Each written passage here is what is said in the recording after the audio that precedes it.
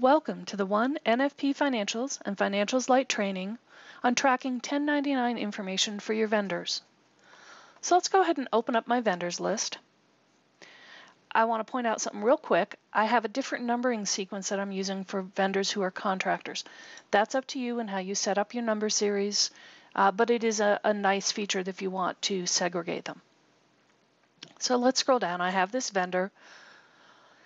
This field here and this field here are the two that you need for 1099s.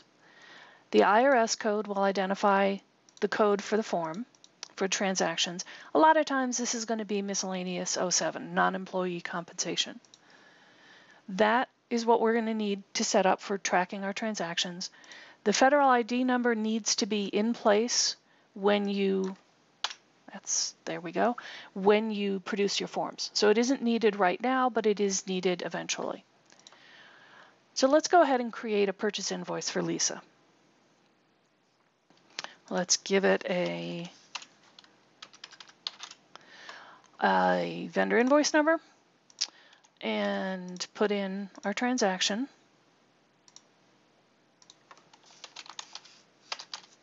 And she does consulting work for us. And let's do a dimension speed key code. Get our info in quickly. This checkbox is checked because there is that 1099 code on her vendor record. If that code is blank, that checkbox is going to be blank.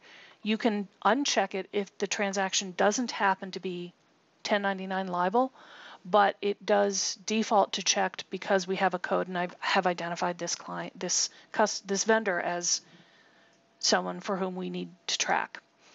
So we could post that, that's all set.